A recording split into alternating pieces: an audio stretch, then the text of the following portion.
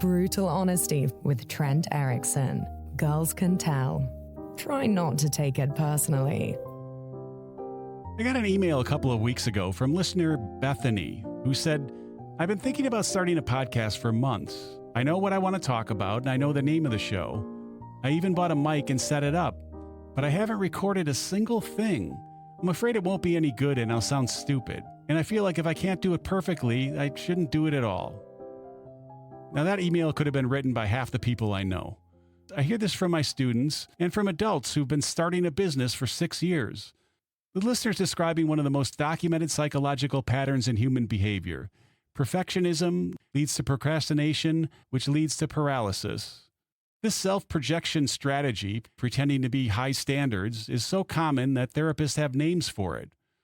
This episode is for Bethany and for everyone who hasn't started because they think they need permission, talent, the right moment, or some confidence. Let's talk about it. Nobody's waiting for you, so use that. First thing to understand is that nobody's watching you. Nobody's waiting for your first draft, and nobody's holding their breath to see if you make something or not. That should take the pressure off, not scare you. You're not launching this thing into a Super Bowl halftime show. You're starting from nothing, in the comfort of your own home. You're completely anonymous. This is your window to suck without any real consequences, so use it. Think about every successful creator you follow or admire. They started exactly where you are right now. They recorded their first episode in their bedroom, wrote their first article on a free blog, or posted their first video with terrible lighting and nobody cared because nobody was listening or watching yet. You don't need the world to care about what you're doing. You need to care about what you're doing. That's enough to start. That's the only thing you need to take the first steps. The fact that nobody's paying attention to you yet is to your advantage. You get to fumble now and then figure it out without an audience critiquing every single mistake you make. This is your practice round. Most people take it that when nobody's watching or listening, that's a problem they need to solve. But smart people see it as like a rehearsal time. Joe Rogan's first podcast episodes were just him and his buddies talking in a room with bad audio, and nobody cared because nobody was listening. He didn't start with a perfect show or a long-term plan. He just started with a conversation and turned it into the biggest podcast in the world. Nobody cares if your idea is good because everybody has them. I teach digital media, and my students are always coming to me with the next big thing, but maybe 1 in 20 actually bring those ideas to life. It's not the idea that matters, it's what you do with it. Execution is everything. Execution means showing up when you don't feel like it, pushing through the boring middle part, and fixing problems as they come up instead of abandoning ship when things start to get difficult. Most people wait until they feel ready, but if you've been sitting on an idea for 6 months, you're avoiding risk. You're avoiding the possibility of failure and criticism. Execution is what separates the thinkers from the doers. It's the difference between success and failure. Who wins in any creative space? It's not the smartest or the most talented person. It's the person who keeps showing up and doing the work. The person with the good idea who executes beats the genius with the perfect idea who never starts. Fear of looking stupid is ego, period. Let's call the fear of failure what it is. If you're afraid to look stupid, you care more about people's opinions than you have faith in your idea. You don't want to be bad at something in public. You're worried people will laugh, judge, or roll their eyes at your first attempt. And they might. But who cares? Let me tell you something. People who are doing things don't waste time mocking beginners because they're too busy building something of their own. They remember what it feels like to suck at something, so they either help you or ignore you, both of which are fine. The only people who mock you for trying are the ones who've never tried anything themselves, because it's safer to critique others than to create their own thing. Their opinions are worthless. They're noise, not an indication of whether your idea is good or not.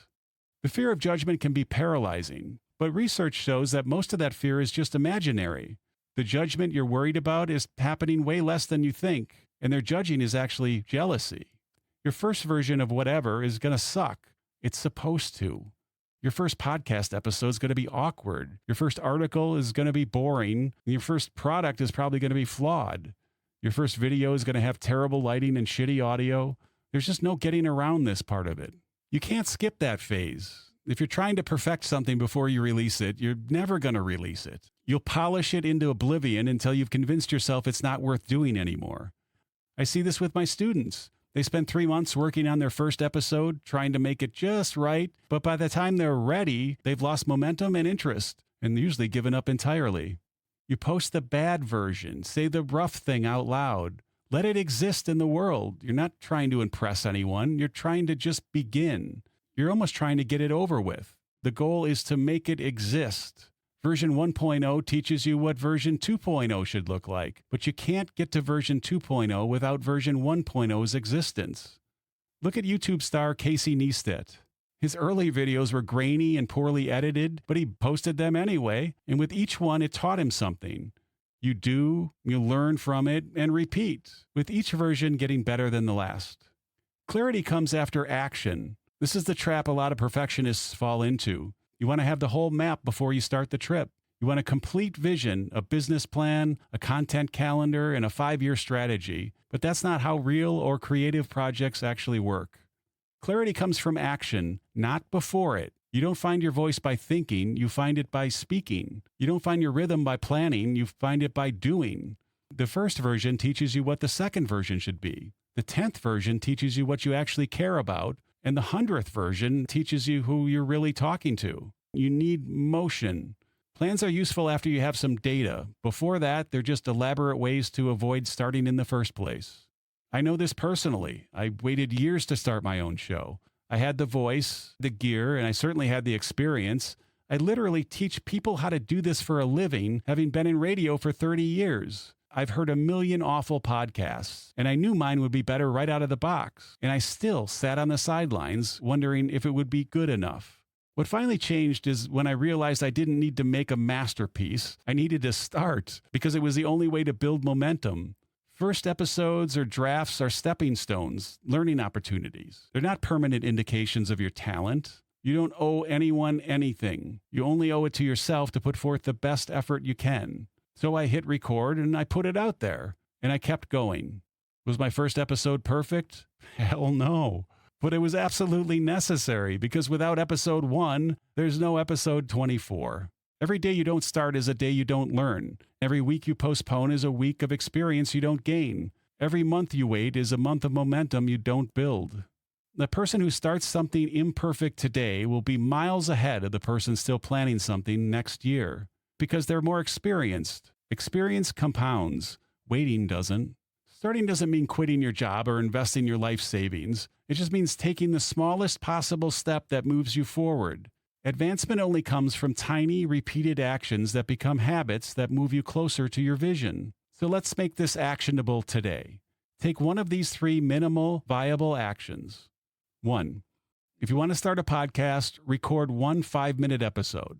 Forget the intro music, the website, distribution, all that junk. Just record yourself talking about something, anything, for 5 minutes.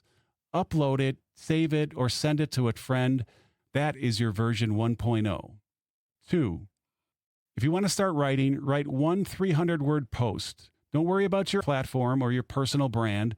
Just write something and post it somewhere. A Substack, a Medium article, a thread on X. That is motion. 3. If you want to start a business, make your first dollar. Go to eBay or Poshmark or wherever you want to go and sell something, anything, to anyone. Figure out how money moves from someone else's pocket to yours. The first sale, however small, proves the core concept. Demand exists, and you can do it. Stop chasing some flawless finish line and focus on the messy starting line. The only way to combat the perfectionism-procrastination-paralysis loop is through immediate, low-stakes action.